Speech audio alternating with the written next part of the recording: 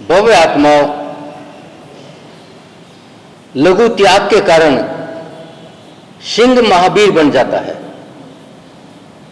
और एक राग के कारण रावण नरकों में जाता है। आज सोच धर्म की चर्चा है और ये निश्चित है, सोच कहते हैं पवित्रता को, और हमें पवित्र अपनी आत्मा को करना है। मगर आज तक हमने अपने शरीर को पवित्र किया है, जो कभी पवित्र होता नहीं, और आत्मा में पवित्रता निर्लोभ से आती है।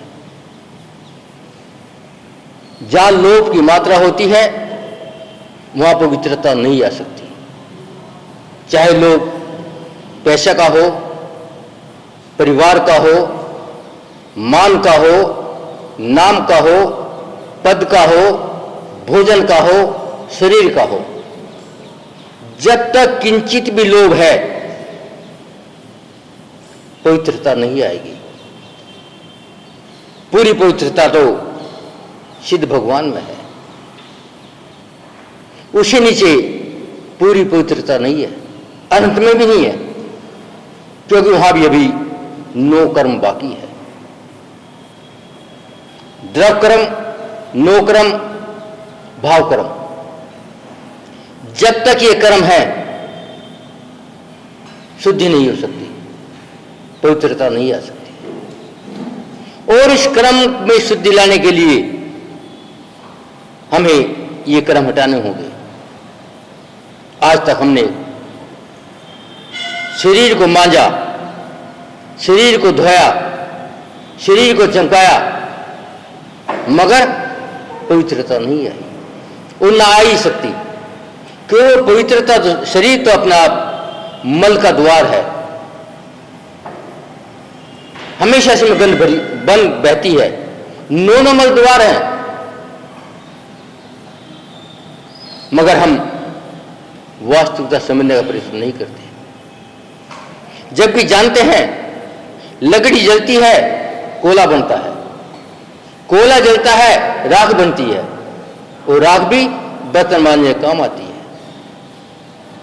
शरीर जलता है, राख बनती है, मगर उसके बाद स्नान करना पड़ता है, वो राख भी छुई नहीं जा सकती। मगर हमने आज तक मात्र शरीर के लिए परिश्रम किया है। आज हमारा जितना परिश्रम है मात्र धन के लिए, जबकि ये सब जानते हैं धन का एक कण भी, या बिल्डिंग का एक कण भी, या गाड़ी का प्रतिष्ठा का कण भी तुम्हारे साथ नहीं जाएगा, मगर सब के सब उसी में लगे हैं। जबकि आयु ज्यादा 100 साल की है, और नरकों की आयु कम से कम 10,000 साल की है। जानते हैं मगर मानते नहीं। आचार्य कहते आज का दिन धोबी का दिन है, धोने का दिन है, मगर धोना क्या है? धोना तो अपने कर्मों को है, अपने विकारों को है, अपने दोषों को है, अपने खोटों को है। मगर हम धो क्या रहे हैं? शरीर या कपड़े? आचार्य कहते हैं जो दूसरे कपड़े धोता है वो शूद्र कहलाता है, और जो अपने धोता है वो शूद्र नहीं कहलाता है। आचार्य कहते हैं यह रहस्य आज तक समझा नहीं। आचार्य कुन ने प्रसंसार में जिसकी टीका आचार्य हेमचंद्र की है, उन्होंने कहा है आप अनादिकाल से धोबी हो मगर पर के धोबी हो। एक बार भी अपने धोबी हो जाते, आप सुबह उठते हो, क्या करते हो? दांत चमकाते हो, शरीर चमकाते हो, क्रीम लगाते हो, पाउडर लगाते हो, और उसके बाद में किसी को बेड टी चाहिए, किसी को टी चाहिए। तो आचार्य कहते हैं आत्म कल्याण कहाँ से हो? आचार्य कहते कपड़े चमकाने का नहीं, ये चमड़ा है, कब तक चमकाओगे? अपनी आत्मा को चमका लो, लोभ छोड़ दो। और आज एक बात नहीं देखी, सुनने में आई, देखी हमने कि हम भगवान के आगे भी लोभ का पोषण करते हैं। शांति धारा हजारों बार देखी होगी, मगर ये प्रथम शांति धारा, ये द्वितीय शांति धारा, ये तृतीय शांति धारा, ये चौथी शांति धारा, ये शांति धारा में भेदभाव कर दिया। ये शुद्ध राग द्वेष है, किसी आगम में आज तक नहीं पढ़ा गया। मगर आज के पंडितों ने जितनी गंध मचाई है, आज तक किसी ने नहीं मचाई। जबकि शांति धारा एक होती है, 4 करोड़ 6 करोड़ की बाधा नहीं है। मगर ये थोड़ा ही है पहले नंबर का है, दूसरे नंबर का, ये सब गड़बड़। भगवान है, खिलौने नहीं है। जितनी आप कमेटी को अधिकार है मूर्ति तय करना, इतनी मूर्ति आएंगी, लेकिन बढ़ाने घटाने का अधिकार समाज को नहीं है। ये मन से भ्रम निपटा देना, हम 2 मूर्ति और रख लेंगे। यदि 2 मूर्ति आई तो मैं यहाँ बिल्कुल नहीं रुकूंगा, चाहे चुमास के बीच में जाना पड़े। तय किया था समाज ने, 28 मूर्ति वहाँ, 8 मानस्तंभ की आएंगी, 20 अलग आएंगी, और 2 मूर्ति यहाँ आएंगी, वे सब भर चुकी हैं। ये आ गई मूर्ति बड़ी, तो मैं तो पंच कल्याण करवाने वाला हूँ। अब मैं प्रधान हूँ, मैं मंत्री हूँ, मैं अध्यक्ष हूँ, मैं भंडारी हूँ, मैं खजांची हूँ, मेरी मूर्ति रखी जाएगी? बिल्कुल नहीं रखी जाएगी। ये भ्रम मिटाना, भगवान है, खिलौने नहीं। तुम्हारा पैसा तुम्हारे घर के लिए, मंदिर के लिए खरीदने के लिए नहीं है, और मंदिर भगवान तुम खरीद भी नहीं सकते। आज सो धर्म है। एक दिन के चलो लोभ छोड़ दो, ये मायाचारी हेराफेरी छोड़ दो, 10 लाख से नहीं लगी है। तो बंधुओं, विचार करो, आप कौन हैं? आचार्य कहते हैं जो चमड़े को चमकाता है वो चमार होता है, जो आत्मा को चमकाता है वो संत होता है। आज संत होने का दिन है।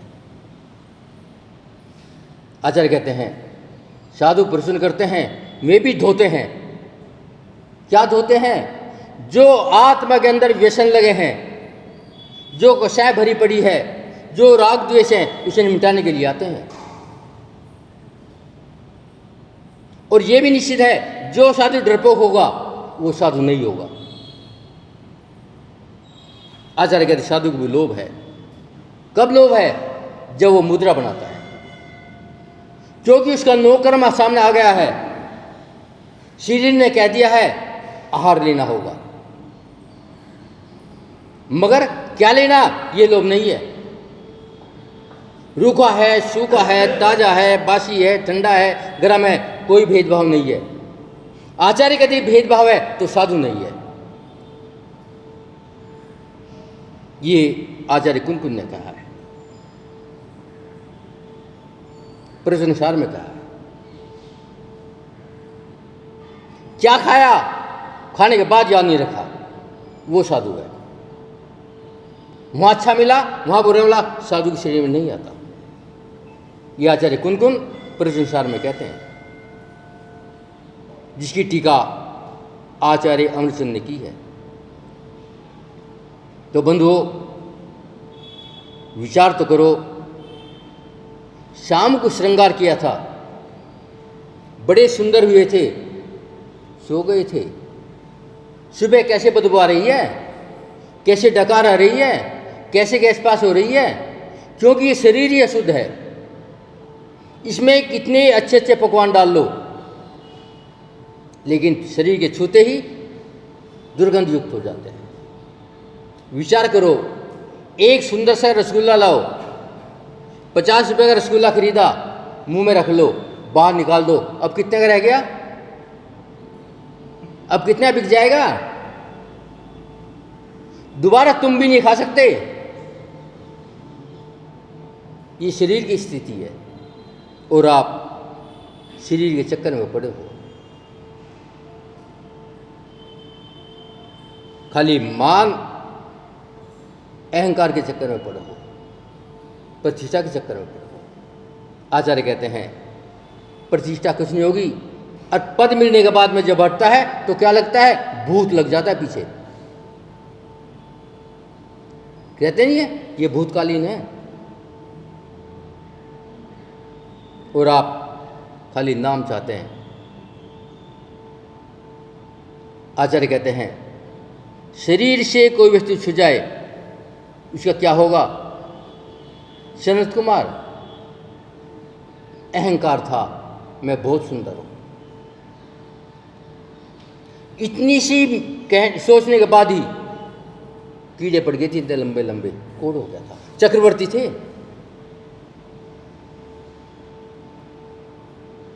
तो आचार्य कहते हैं ये भूल जा। एक बार की घटना, भयानक बरसात,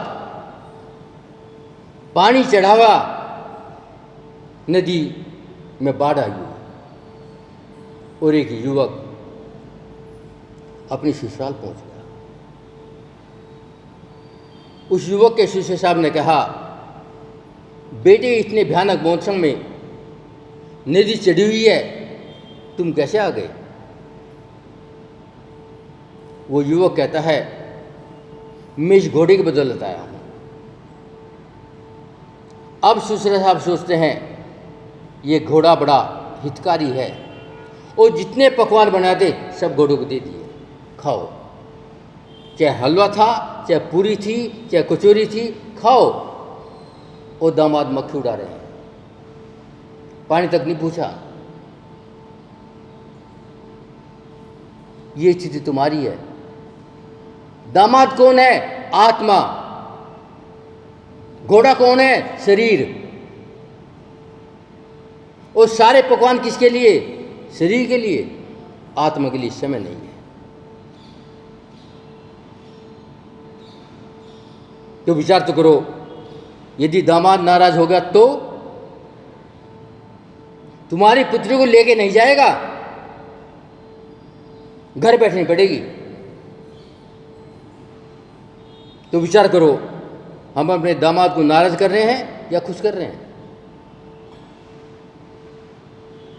तो बंधुओं, पढ़ते तो हैं, ले तप बढ़ावन हेतु नहीं पोषते निज तन को। खाली ये पढ़ने के लिए है, जीवन में उतारने के लिए नहीं है। आचार्य कहते हैं बस जब तक ये शरीर पोषता रहेगा, जब तक संसार ही बना रहेगा, और जब शरीर की तरफ ध्यान हट जाएगा, मोक्ष मार्ग बन जाएगा। आपने कपिल की कहानी सुनी होगी, सुनी है? नहीं, हम बताएं फिर। कपिल कौशंबी का रहने वाला पंडित कश्यप का पुत्र था, जो जरूर से ज़्यादा निर्धन थे। घर में भोजन की व्यवस्था नहीं थी। जब भोजन की व्यवस्था नहीं थी तो पढ़ाई की व्यवस्था कैसे हो। पिता ने सोचा बेटे को थोड़ा सा पढ़ाना चाहिए। उसने अपने दोस्त इंद्रदत्त को समाचार भेजा, मैं अपने बेटे कपिल को पढ़ाना चाहता हूं और मेरे पास व्यवस्था नहीं है, तुम मेरी सहायता करो। इंद्रदत्त ने कहा तुम जानते हो मैं तो तुम्हारी तरह गरीब हूं, मेरे पास ही भोजन की व्यवस्था नहीं है, लेकिन मैं आज मालूम करता हूं कि इसकी पढ़ाई की व्यवस्था कैसे हो सकती है। उस नगर के सेठ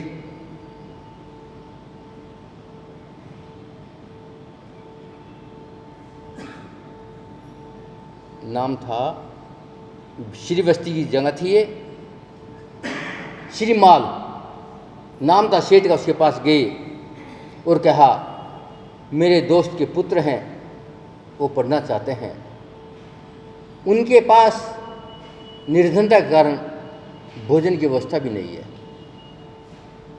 सेठ ने कहा कोई बात नहीं, भोजन की व्यवस्था मैं कर दूंगा। और कपिल पढ़ने के लिए अपने पिता के दोस्त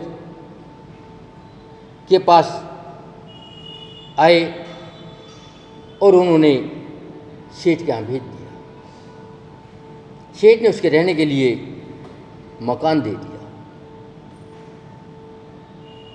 पढ़ाई की व्यवस्था कर दिया और भोजन बनाने के लिए एक नौकरानी की व्यवस्था कर दिया।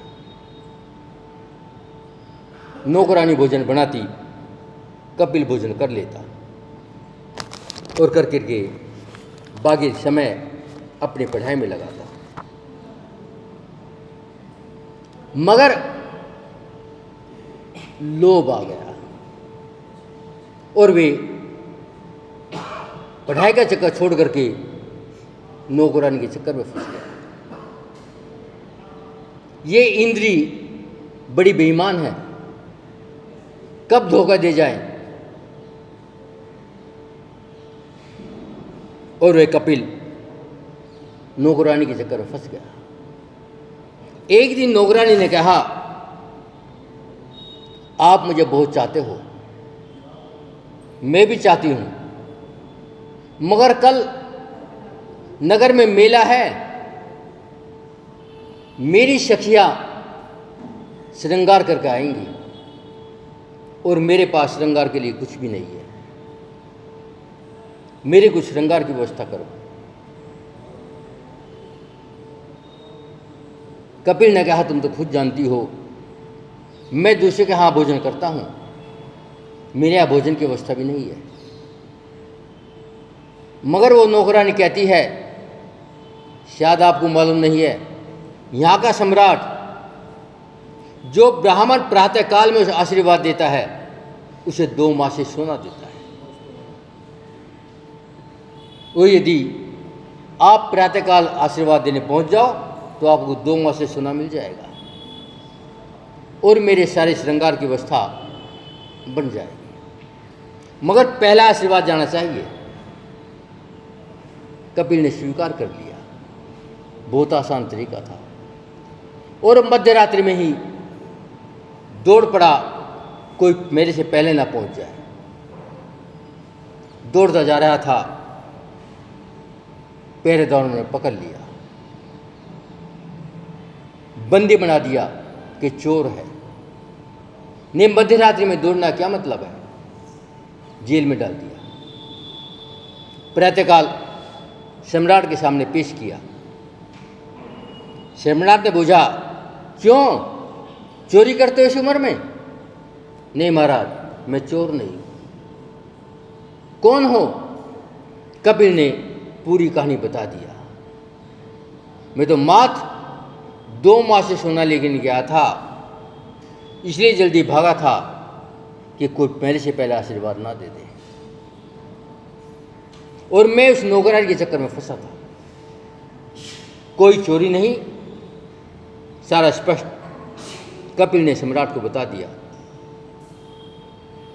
सम्राट कहता है, मैं तुम्हारी सच्चाई से बहुत खुश हूं, मैं तुम्हें 2 माह से नहीं, जितना चाहिए उतना सोना ले लो। अब कपिल सोचता है, जब जितना ले लो तो 2 माह से क्यों? सम्राट से कहा, मुझे 5 मिनट का समय दे दिया जाए, मैं सोच लूं कितना सोना दूं। सम्राट ने कहा, ठीक है, आप एक साइड में बैठ जाओ और सोच लो। सोचता रहा, 2 माह से क्या, 2 तोले ले लो। जब देना ही है सम्राट को, 2 तोले में क्या होगा, घर की गरीबी नहीं मिटेगी, मकान भी नहीं बनेगा, 20 तोले ले लो। फिर सोचा, शादी होगी, बच्चे होंगे, काम नहीं चलेगा, कैसे चलेगा, 200 तोले ले लो। जब रईसी होना है, बढ़ते बढ़ते बढ़ते बढ़ते 2 करोड़ तोले पर पहुंच गया, 2 करोड़ मोहरों पर पहुंच गया। अब चिंतन बढ़ा।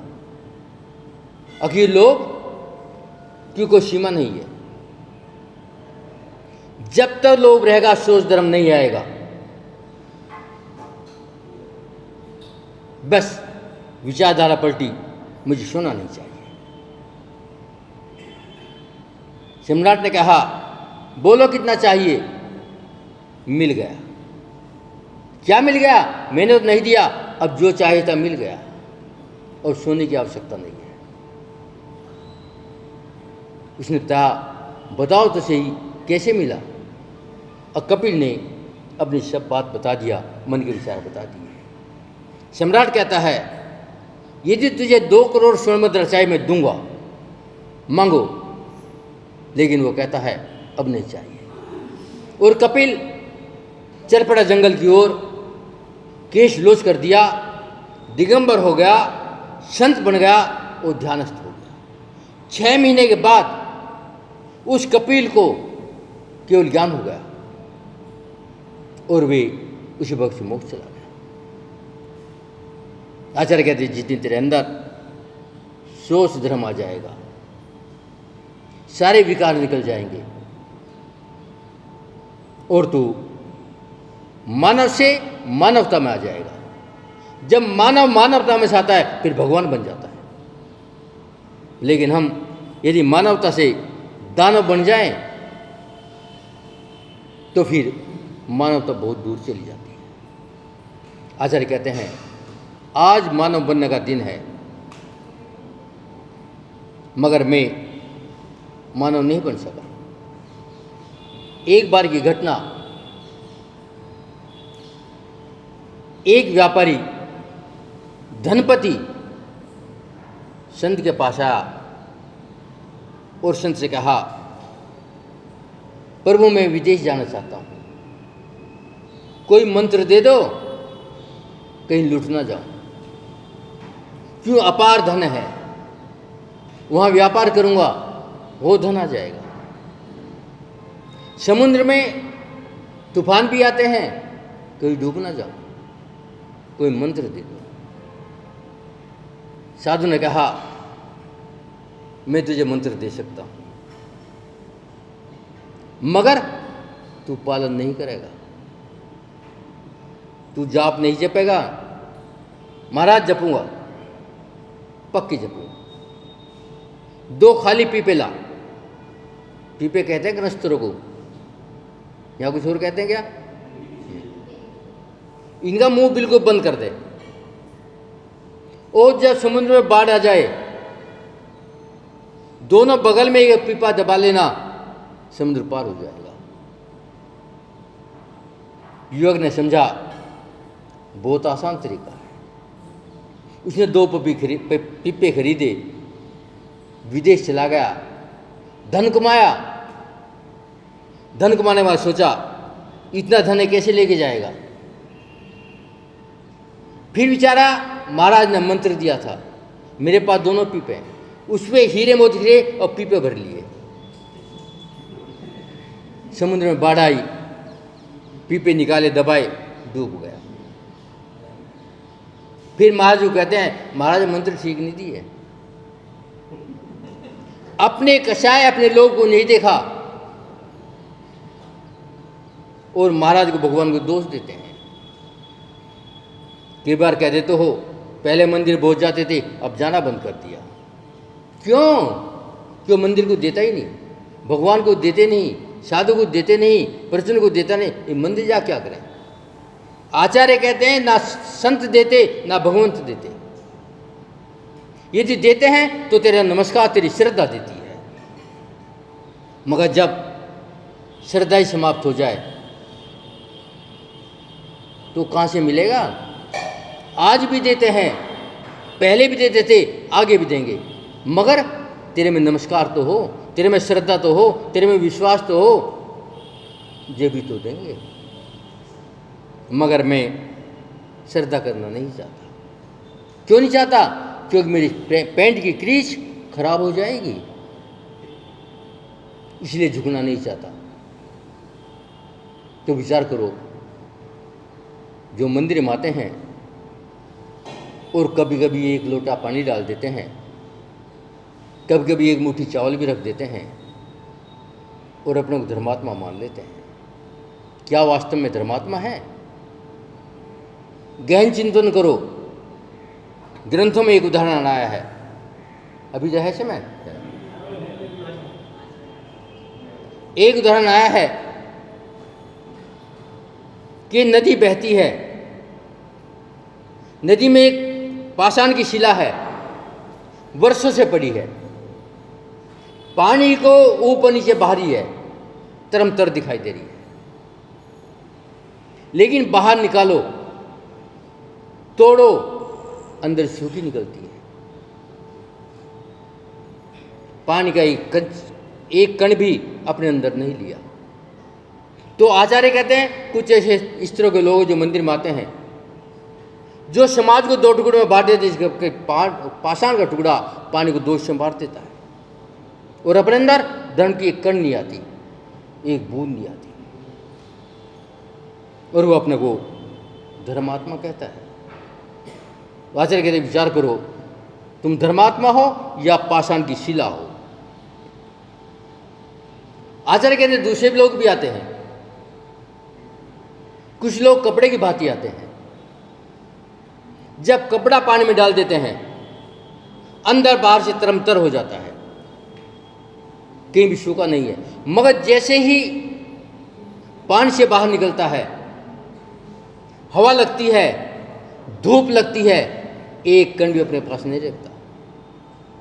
मंदिर में आते हैं, भक्त दिखाई देते हैं, पूजा विधान करते हैं, अभिषेक भी करते हैं, निर्जला कितने कितने नाटक करते हैं, और जैसे ही मंदिर से बाहर निकले बस कशा सामने आ जाती है, मैं बड़ा, मैं धनवान, मैं पुण्यवान। आचार्य कहते हैं वो भी धर्मात्मा गिनती में नहीं आता। कौन आता है?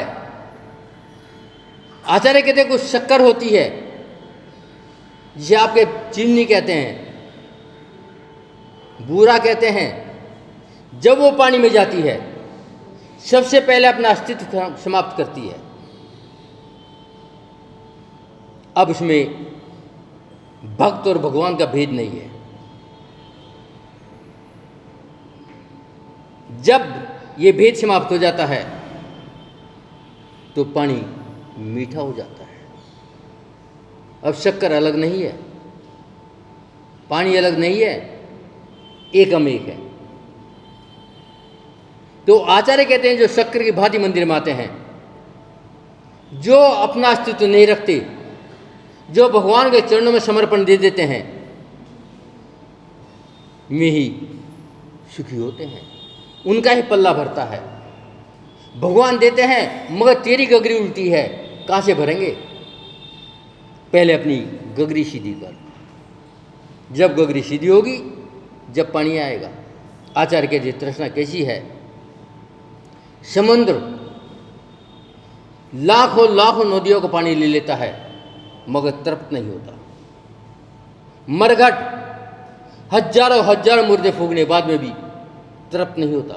और ये पेट अनादिकाल से खाते खाते भी तृप्त नहीं हुआ। तो आचार्य कहते हैं तृष्णा है। जिस दिन तृष्णा शांत हो जाएगी उस दिन सोच धर्म आ जाएगा। सोच का मतलब हम विकसाय मंद करें। आचार्य कहते हैं तृष्णागी खाई खूब भरी पर रिक्त रही वह रिक्त रही। तो विचार तो करो, मेरी स्थिति क्या है? मैं कहाँ टिका हूँ? मंदिर में टिका हूँ या घर पे टिका हूँ, या दफ्तर में टिका हूँ, या अहंकार पे टिका हूँ, या पद पे टिका हूँ, या मान पे टिका हूँ? कहाँ टिका हूँ? आचार्य कहते यदि स्थिति है तो आप सोच धर्म को प्राप्त नहीं कर सकते। यदि सोच धर्म नहीं आया तो आप मोक्ष मार्गी नहीं बन सकते। समय आपका हो गया है। अरे भैया, मतलब मेरे कपड़े पड़वाओगे? कपड़े है भी नहीं। सोच धर्म का मतलब है कि मैं निर्लोभ होकर के परमात्मा के चरणों में, देव शास्त्री के चरणों में आ जाऊँ। जहाँ मान कसाय होगी वहाँ कुछ नहीं होगा। बस इतना कहने के बाद अपनी वाणी को विराम देता हूँ। और एक बात और कमेटी से कहना चाहता हूँ कि हमारे भगवान सब बराबर होते हैं। जो अचल भगवान हैं वे अचल है, लेकिन जो चल भगवान है, जो बहुत भारी होते हैं, बड़े होते हैं, उन्हें तो हम डिस्टर्ब नहीं करते। बाकी जितने अचल भगवान हैं, तुम्हारे यहाँ 4 अचल भगवान हैं, जिसमें एक मूर्ति को आपने पैक कर रखा शीशे के अंदर, क्योंकि वो थोड़ी नाजुक होती है। बाकी अभिषेक में क्रम से आपको तीनों मूर्ति लेनी चाहिए, नहीं तो ये राग द्वेष की पुष्टि होती है। क्योंकि भगवान भगवान हैं, वे खिलौने नहीं हैं। वे हमारे सम्मान के पात्र हैं। अभी अरहंत हैं तो आप छू लेते हो, सिद्धों को नहीं छू सकते। आचार्य उपाध्याय को आज साक्ष्य मिल जाएंगे, मगर यदि राग द्वेष करोगे, यदि ईर्ष्या करोगे, तो उनका कुछ नहीं बिगड़ेगा, आपको कुछ मिलेगा नहीं। बस इतना कह करके अपनी वाणी विराम देता हूँ। ओम शांति, ओम शांति, ओम शांति। या वाणी के ज्ञान से सूझे लोकालो, सो वाणी मस्तक नो सदा दे तुम दो। हे जिन वाणी भारती तो जपू दिन है, जो तेरी शरणागे सो पावे सुख चैन। देव भजो अरिहंत को गुरु सेवा निर्ग्रंथ, दया पालो सदा यही मोक्ष।